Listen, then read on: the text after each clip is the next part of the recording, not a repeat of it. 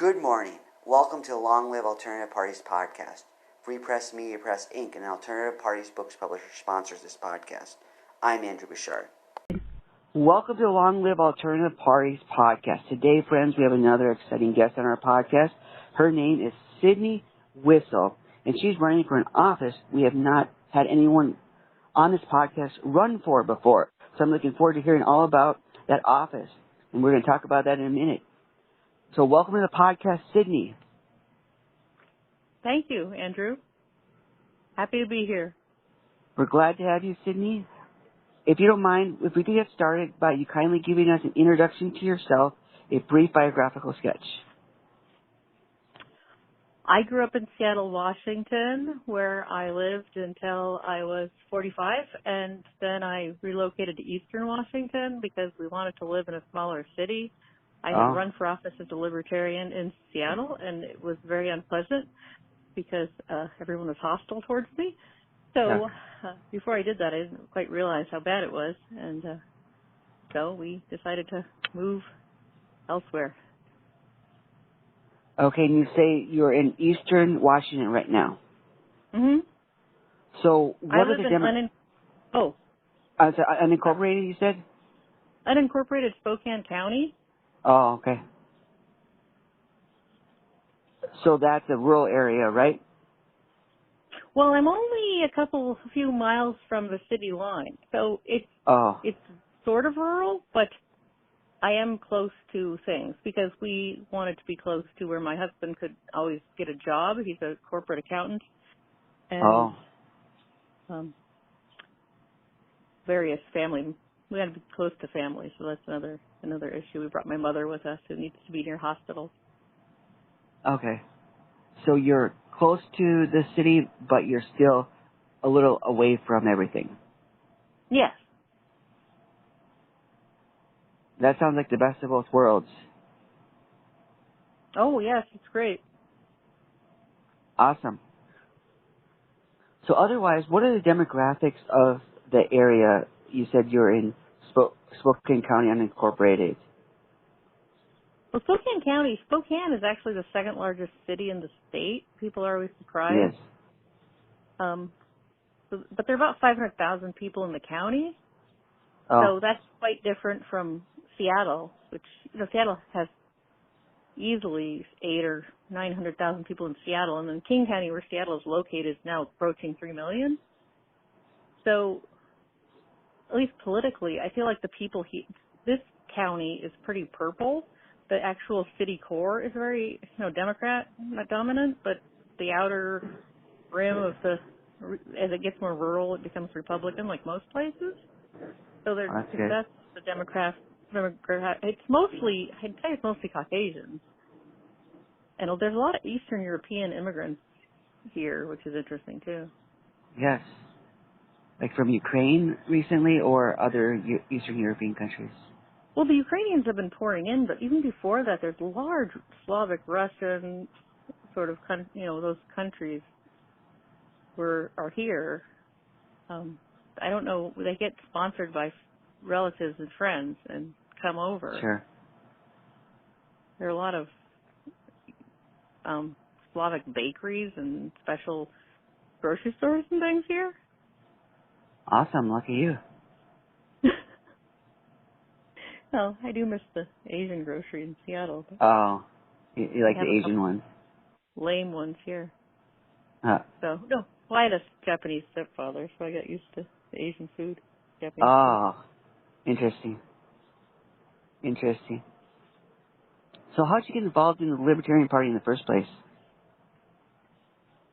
Well, it's kind of unusual in that when I was in high school, I was dating someone who talked to me a lot about politics, or at least he asked me one day, to explain my political views, and then he told me I was a Libertarian, and I'd never heard of such a thing. So I was like, okay, I guess that's what I am, because I didn't really identify with the other ones. And then I kind of forgot about it, because I'm old enough that back then there was no internet. And as the internet started going, I looked it up once when I was bored, so I started going to some meetups for Libertarians, and those were kind of boring, so I kind of forgot about it again. It was like in the early 2000s. And then in 2018, someone ran for state rep in my neighborhood in Seattle with an L on the sign. And I was like, wow, there are actually libertarians doing something. So I contacted him, and I said, what can I do to help you? And he said, well, why don't you run for office too, because nobody's running in the second rep position. And being someone who's always up for a challenge and to learn something new, I said, sure. And since then, the more libertarians I meet, it's just, they're my people. So I continue to be involved with the party, partly because the more I learn about the government, the more I learn we need to find something different to organize our society. And the more I find people that just are willing to sit down and have deep philosophical discussions on how to solve problems. Good. Sounds like you found your place. That's good. So currently I'm on the state executive committee. Before that I was the county chair here in Spokane. So I'm very involved on the state level with the party. That's good. So can you tell our audience the position you're running for? I'm running for the Moran District Cemetery Commissioner, and this is the first, moving to Spokane County and looking at my ballot and looking at my property tax, is the first time I'd ever seen such a position myself. Yes. So what I've learned is that in Spokane County there are 5 cemetery districts that each have a commissioner, because these were originally rural farm, pioneer type cemeteries, and as development sprung up around them, they were absorbed into the city. The county took them over because whoever was developing the property around these cemeteries didn't want to take them over or didn't want them. So the government stepped in and now maintains them. Interesting. And what they say, it's an option for an inexpensive burial because it's only $500 to have someone buried there if you live in the county. But I want to get in there and really see what the expense to cost ratio and things are. Because looking at the position, the cemetery commissioners have the authority to raise the taxes, the property taxes, for the cemeteries without a vote, which I think seems kind of wrong. I think people should have to know that that's a thing. And that's what's interesting to me running for this position is when I talk to people about it, no one even know there's such a thing either, and they want me to tell them all about it. Yes. I have been endorsed because I don't know if you probably know a lot about running for office, but when you put yourself on the ballot, you get all these endorsement questionnaires from all sorts of organizations just in your email because they pay attention. And I've now been endorsed by the Democrats and the Republicans because I filled out their forms. Huh. And it being a nonpartisan office, there's nothing on there asking what your party is.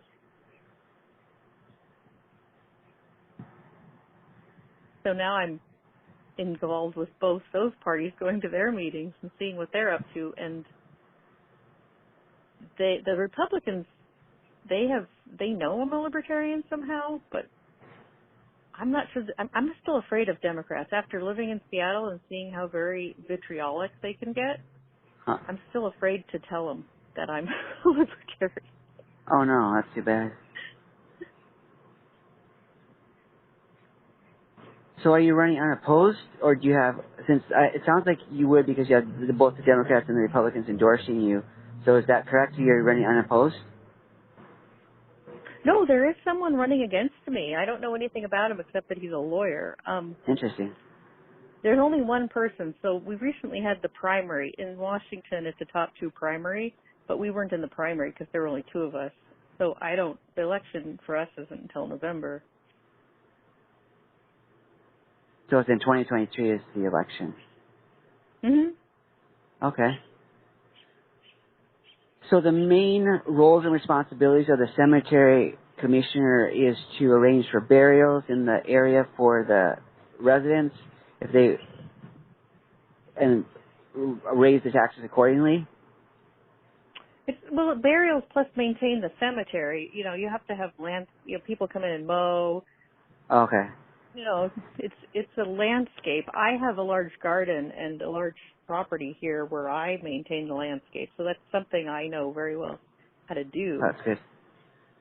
So, and I'm also very much into regenerative farming and non-toxic practices. So that's part of my platform is I would not use any kind of toxic pesticides and herbicides on the cemetery property.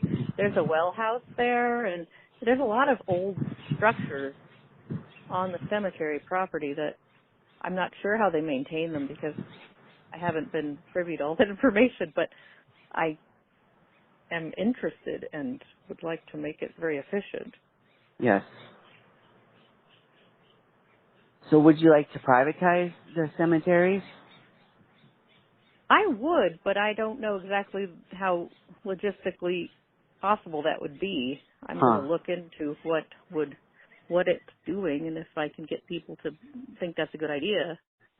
You know, the populace, if I could see what's being spent, how it's being spent, if it's really a good deal for the taxpayer, that if they're utilizing it. I don't know how much this if $500 is really that effective. I mean, I know that people who can't afford the burial at a normal cemetery, I know it's thousands of dollars now to get a plot, but I think there's such a divide now between people who might be able to just drop thousands of dollars on a burial and someone who can't come up with 500. I think coming up with 500 might be onerous for a lot of people. I think part of the reason that we have such a problem with people being in poverty is because our government is very expensive, and doing business and getting licensed to do business and paying all the taxes and on every level of employees and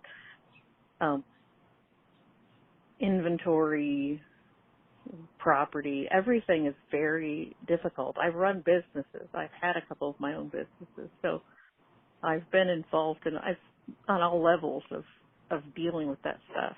And I have a lot of accountants in my family, so I have a very deep understanding of the tax structure and how very complex it is. So 500 is cheaper than the other cemeteries, but you're saying that you think you can get cheaper yet.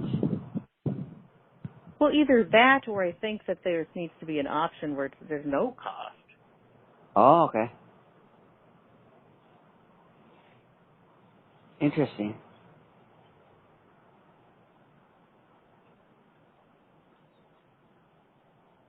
That would be nice. It sounds like you said there's poverty in the area, so some people, I don't know what they would do if they can give up the $500, not get buried, or how does that work? If you go without, is that what they would have to do? I'm pretty sure there are pauper graves. I'm pretty sure there are places where they bury them, but not that these cemeteries. That's why I'm kind of confused by this whole thing. I've tried to research what the whole cemetery situation here in this county.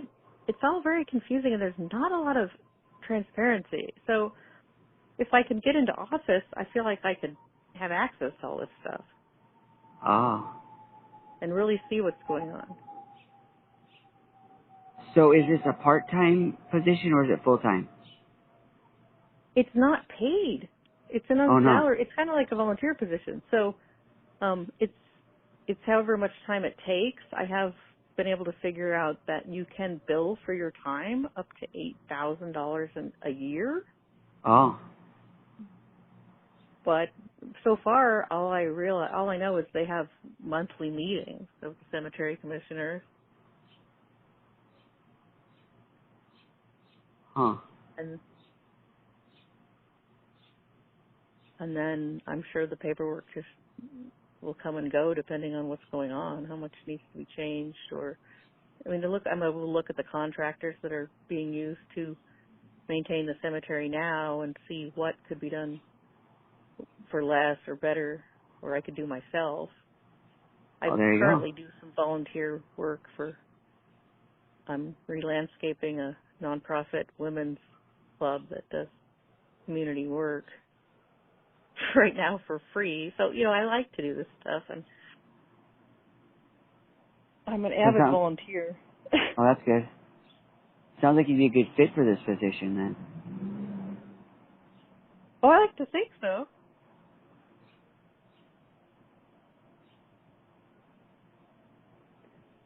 Earlier you mentioned that in your state you have a top 2 primary, so that means that you did you have to gather signatures at all because of that, or how does that work for ballot access?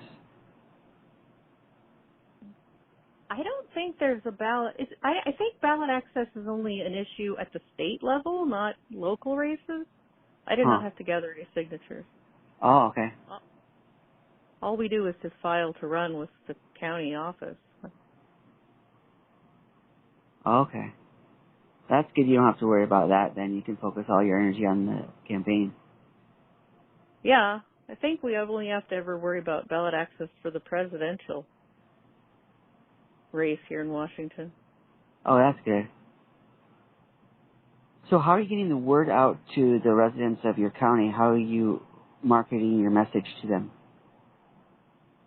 Well, the interesting thing, because I've been endorsed by the Democrats, they have an office downtown where they hand out literature and information for their endorsed candidates, where Democrats come in and just ask, who do you recommend? And then they also send an email list with a sample ballot saying these are the people you should vote for.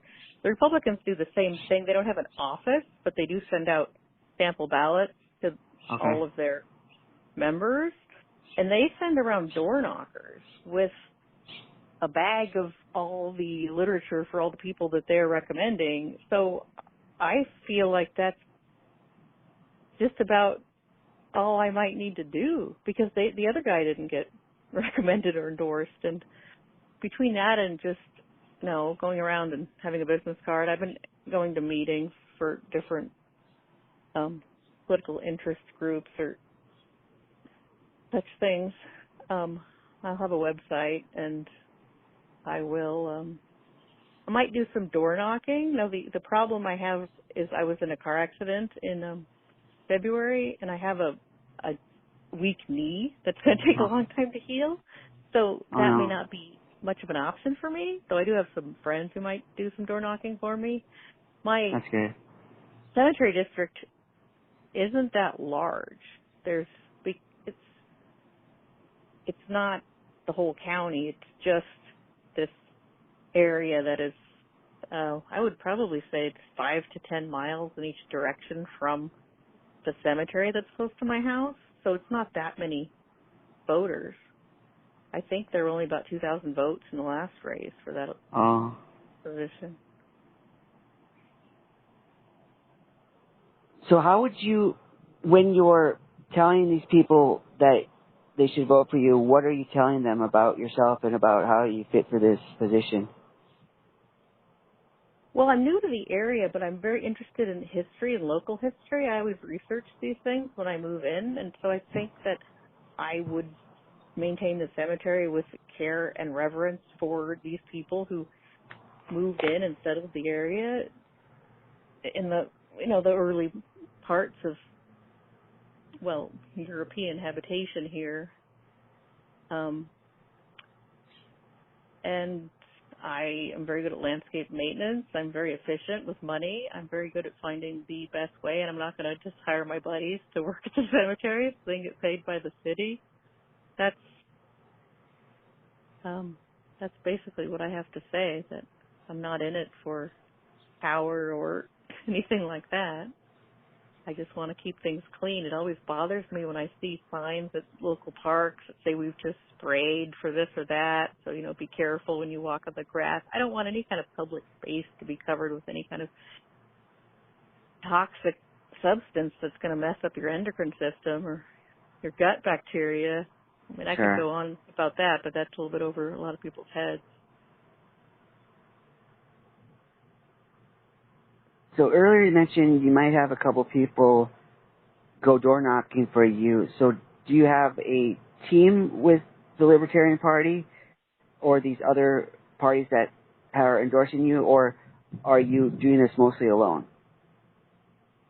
Well, it would be, I mean, not only are the Republicans going to send door knockers out with my stuff because I'm a recommended candidate, but we have a local group of libertarians and a local libertarian board for the county, and they will help. We did have a candidate for the city council, but he did not make it through the primary, and they were all really busy door knocking for him last month. So now they're free to door knock for me because we had him and then one woman running for the school board, but she didn't make it to the primary either. She got close though, so she'll probably try again. Yeah, that's good to hear when libertarians do that. Well, so that's good. So it sounds like you got a big network, given the size of the office and the size of your area, to advocate on your behalf in this election. Yeah, this is a really good county for us. I have been pleasantly surprised.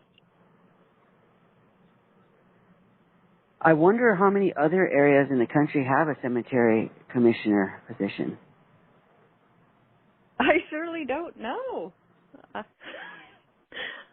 I never heard of such a thing myself till I came here, but it's interesting. I mean, it surely gets people's attention, and I think as a libertarian, it's a way to just sort of dovetail into talking about, look how very big the government is. They're managing everything. You know, people are like, I didn't know there was such a thing. I'm like, yes, there are, and your taxes are paying for this. Do you really think the government needs to manage cemeteries?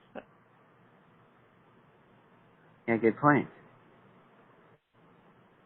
That's great how you can weave that in with libertarian talking points. Mhm. So, Sydney, how can our audience support you in this race? Oh, well, I'm really not actively fundraising. I think that the best thing that I would like people to do is just be more open to libertarians and talk to us. Just talk to us Okay. about what we actually believe, because we're not well understood. We get accused of being white supremacists and all sorts of terrible things, and there's nothing to it. People love to vilify third parties because they don't understand what they're doing.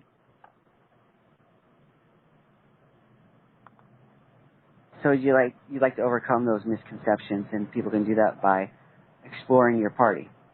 Yes. Does your county have its own webpage, or should we refer them to the state level party?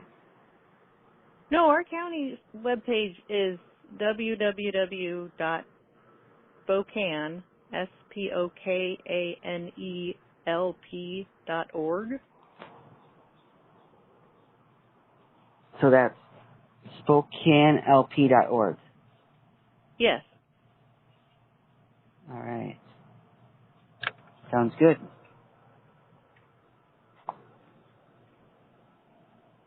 And there's Sydney? information about my campaign on there, too.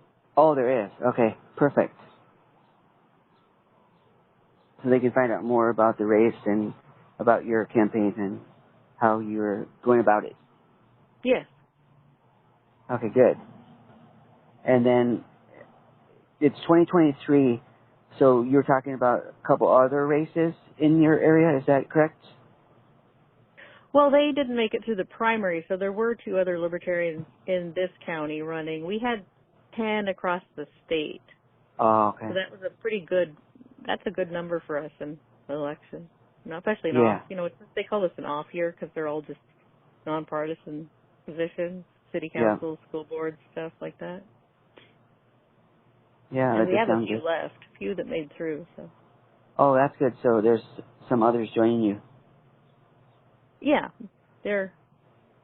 Washington's a very big state. I mean, I know you're in Texas, but so we're pretty far away. I mean, the ones that I know, I can't actually help them much because they're a 4-hour drive away, but the ones that are still running for city councils and things are on the other side where it's more populated. Sure. Makes sense. Sydney, we thank you for taking the time out of your day to talk about your campaign and your involvement with the Libertarian Party. Well, thank you for having me.